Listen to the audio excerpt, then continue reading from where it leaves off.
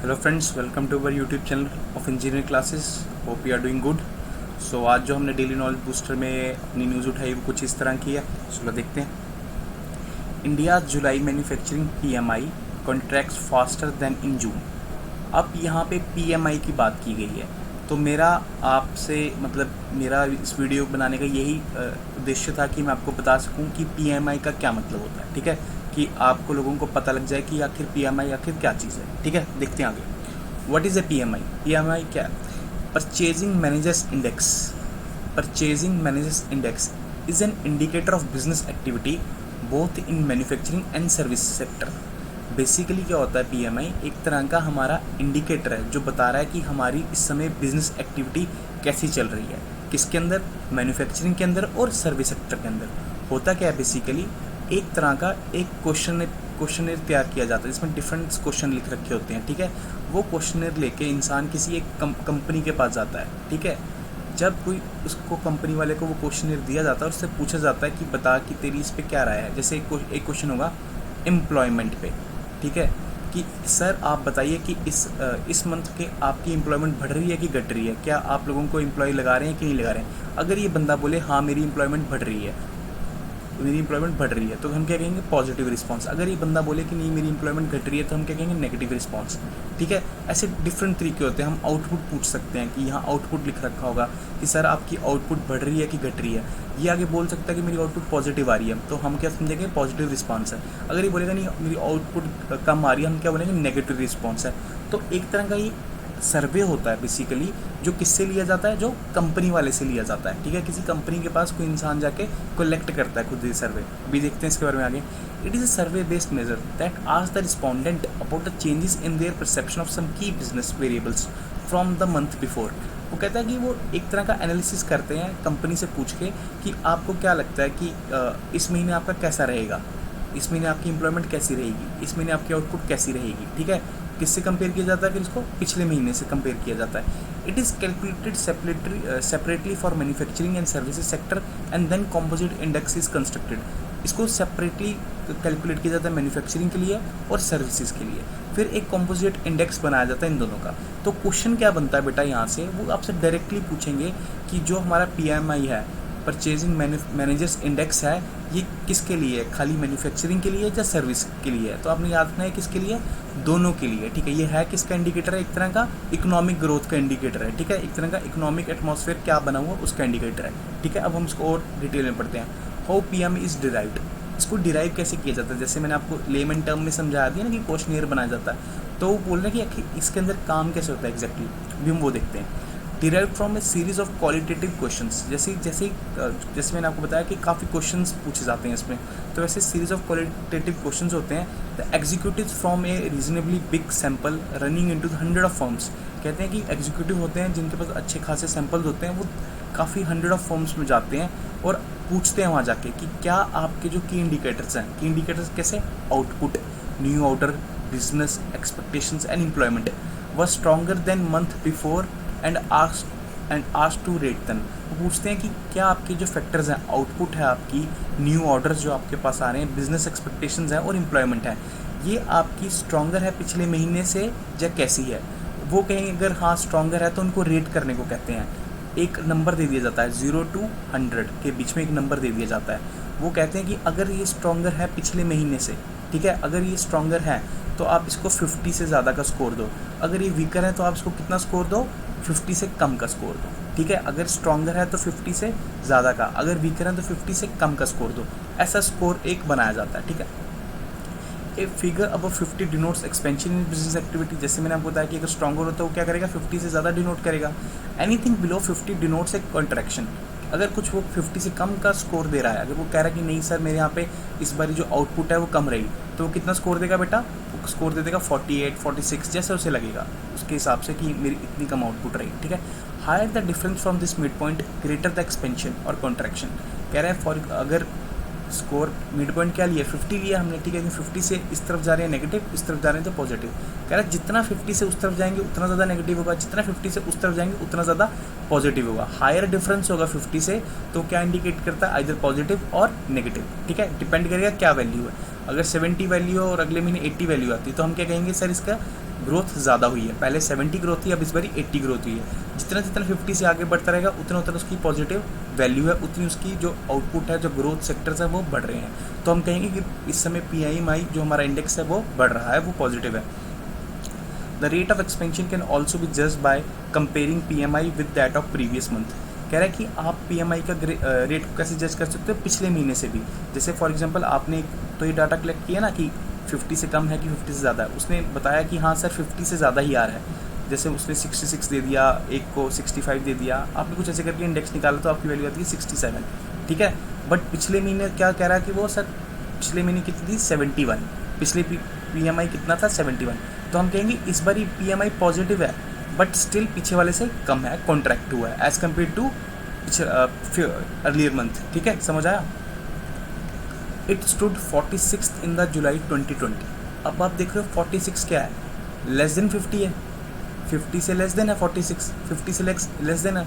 तो यहाँ पे क्या पता लग रहा है, हमारा PMI कॉन्ट्रैक्ट हो रहा है, डाउन फ्रॉम 47.2 इन जून 2020। मतलब हमारा 2020 जून में भी कम था PMI, 47.2 ही था, 50 से कम ही था। बट इस बारी उससे भी कम चला गया, कितना चला गया इस बारी 46। तो हमें क्या बता रहा है कि PMI हमारा और कॉन्ट्रैक्ट हो रहा है। तो हमें क्या पता लगेगा कि हमारे जो इंडिकेटर्स थे, कौन कौन से इंडिकेटर्स थे हमारे, मैं क्लिक कर लेता हूँ इसको। हमारे जो इंडिकेटर्स थे, कैसे, आउटपुट हो गया, न्यू ऑर्डर्स हो गया, बिजनेस हो गया, एम्प्लॉयमेंट हो गया, उनकी हालत और ख़राब हो रही है। उनकी हालत जून में भी ख़राब थी बट अब और ख़राब हो रही है। हमारे जो ये जो जितने भी इंडिकेटर्स हैं ये क्या जा रहे हैं, और नेगेटिव की जा रहे हैं, इनकी वैल्यू और 50 से कम होती जा रही है, ठीक है। रीज़न क्या रहे कॉन्ट्रैक्शन की, रीज़न क्या रहे, the demand condition remain subdued with some business still closed amid the lockdown extensions due to emergence of new epicentre. वो कह रहे हैं कि अभी अनलॉक चल रहा है बट स्टिल काफ़ी एरिया में अभी भी लॉकडाउन चल रहा है, जैसे छोटे छोटे एरिया में लॉकडाउन चलता है, जिसके कारण क्या कि वहाँ का जितना भी बिजनेस है, शॉप्स वगैरह वो बंद रहती हैं, जितनी वहाँ मैन्युफैक्चरिंग यूनिट्स हैं वो बंद रहती हैं। और वो कह रहा है कि नए बड़े एपी सेंटर्स डेवलप हो रहे हैं, आपने सुना होगा नए एपी सेंटर बन रहे हैं, कोरोना एकदम से फैल रहा है, तो जिसके कारण क्या हो रहा है कि काफ़ी हमारा नुकसान हो रहा है मार्केट का। और दूसरा इन्होंने पॉइंट क्या बताया, दूसरा पॉइंट इन्होंने ये बताया कि हमारे एक्सपोर्ट ऑर्डर थे जो, उनमें डिक्लाइन देखा है, बहुत ज़्यादा डिक्लाइन देखा है। अब हमारी काफ़ी कंपनीज मैन्युफैक्चरिंग करके इंडिया से प्रोडक्ट बाहर भेजती थी बट बाहर भी मार्केट बंद पड़ी है, उन प्रोडक्ट्स की डिमांड नहीं है। तो उन प्रोडक्ट्स के जो अब मैनेजर्स हैं उनसे जो हम ये पूछते हैं डाटा उसके बारे में, आउटपुट के बारे में, न्यू ऑर्डर्स के बारे में, बिजनेस एक्सपेक्टेशन के, एम्प्लॉयमेंट के बारे में, तो वो क्या बताते हैं कि सर वो डिक्लाइन है, वो नेगेटिव चल रहे हैं, उनकी वैल्यू 50 से कम है, ठीक है।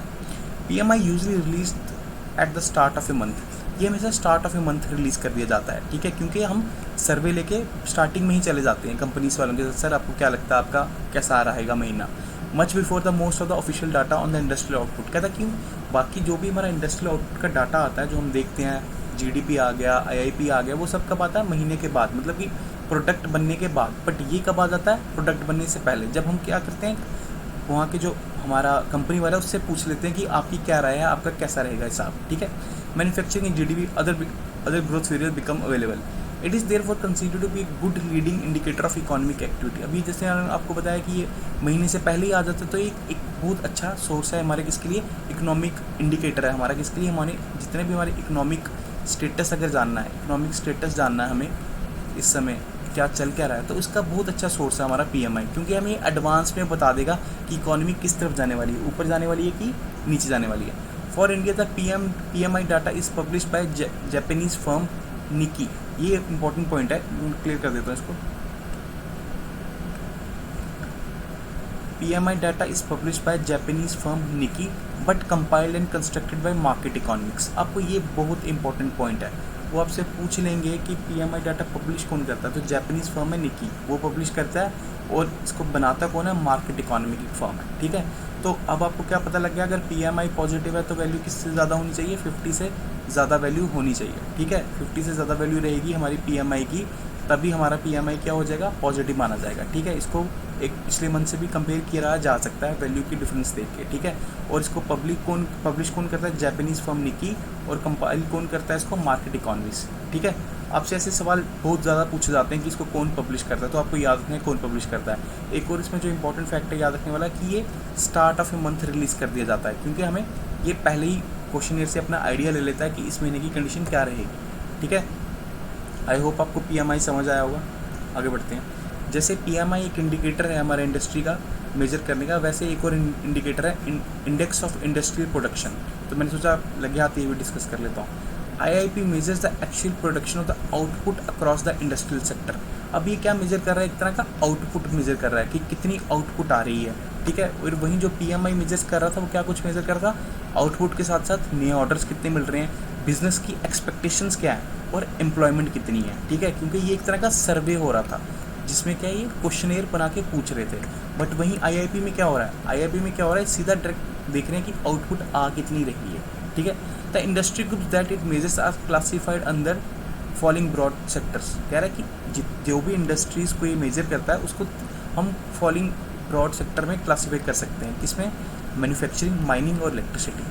मैन्युफैक्चरिंग, माइनिंग और इलेक्ट्रिसिटी, ये तीन हमारे मेन ब्रॉड सेक्टर हैं जिनमें IIP मेजर किया जा सकता है, मैन्युफैक्चरिंग में, माइनिंग में और इलेक्ट्रिसिटी में। अब ये बता रहा है कि 8 कोर ऐसी इंडस्ट्रीज़ हैं जो हमारे 40% ऑफ द IIP को वेटेज रखती हैं।